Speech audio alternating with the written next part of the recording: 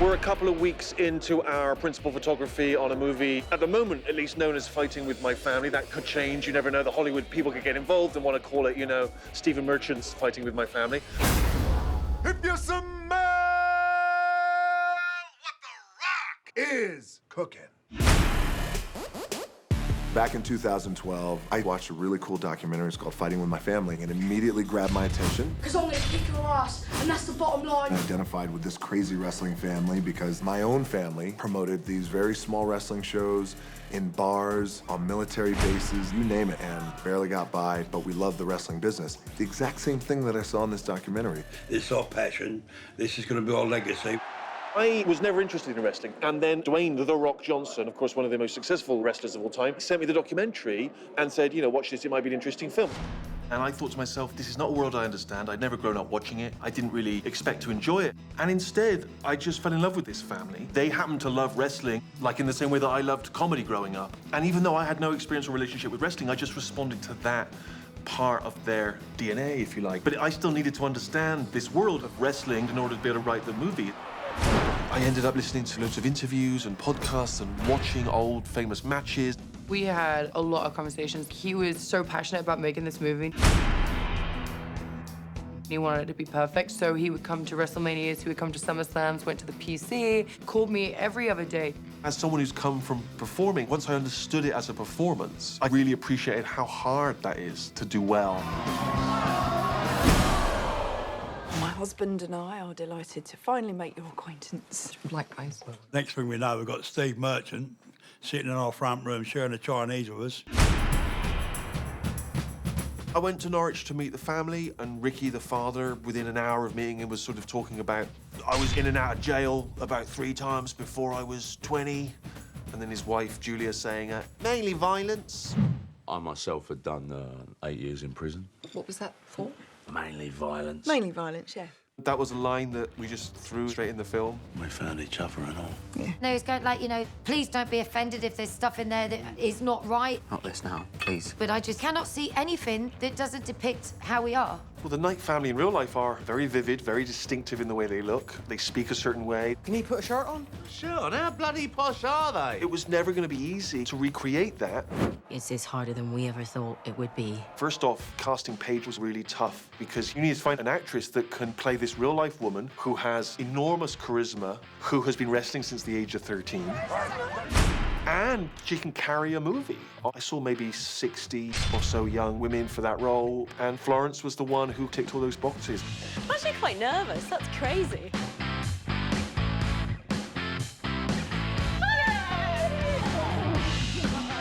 I was so terrified of playing her because she was so big and beautiful and powerful, and she was so talented. But that was also another reason as to why I was so invested in wanting to play her as well. I needed to learn a Norwich accent. I needed to learn her posture. I needed to just try, basically, as hard as I could. It terrified me in a good way. Don't cry. Just put your head up. Don't look back. I've never played a part like this. I've never played a guy like this. He's maybe the kind of guy that a slightly more shy person sits about and imagines himself as being someday. I'm the toughest bastard in any room, including this one. It's what made me want to do the film. The first time I met Jack, I looked at the guy and I was like, he can't be me. I'm 4 inches taller, I'm about 5 stone heavier. I physically had to get a lot bigger, so I did like a month and a half of CrossFit twice a day and eating 4 meals a day, and we managed to stick on like 1.5 stone. The guy smashed the performance. Mannerisms, he would text me, he would ask me how something should be said. How would I say it in my accent? I don't want to see that. I don't want to see that. He really invested into that role. Which I've loved playing. I'm going to hate letting him go. All right. Nick Frost has got this great larger-than-life quality that's perfect for the sort of attitude of this character, the showmanship of this character. But he also has this warmth that really adds a patriarchal gentleness to that character, who's doing seemingly something so brutal.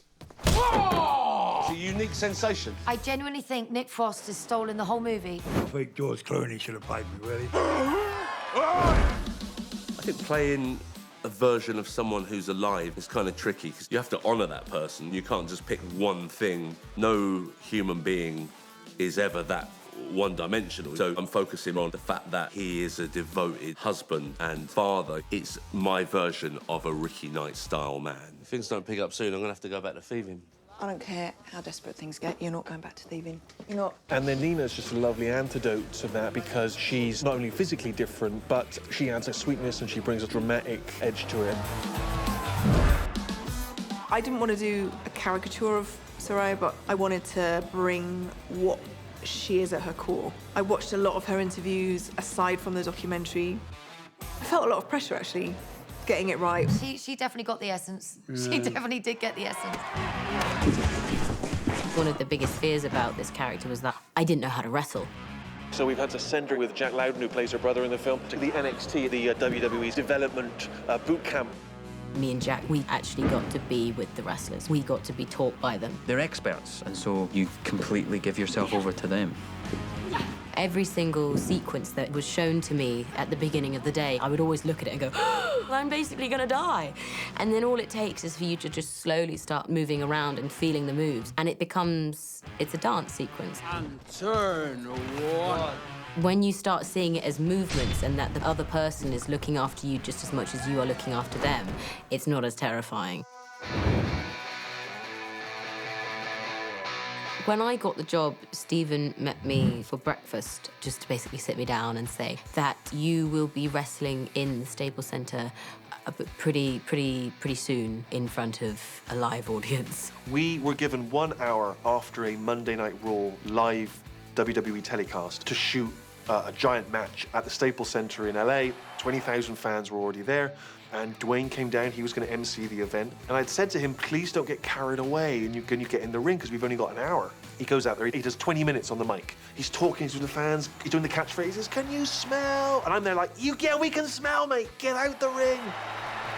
Before I went on, I remember just like putting my hand on the wall and the wall just throbbing. Honest to God, I have never heard that many people before in one space. She was just like, okay, I'm about to go out. Like, what were you feeling? What was your facial reaction? And I just had to like talk her through it. I was like, you'll be fine. Weirdly, she just seemed to embrace it. I mean, she told me afterwards that she got into some kind of just zen-like place where she just went and she did it and she absolutely killed it. It's magnificent watching those matches now because I know what it feels like to be in that ring.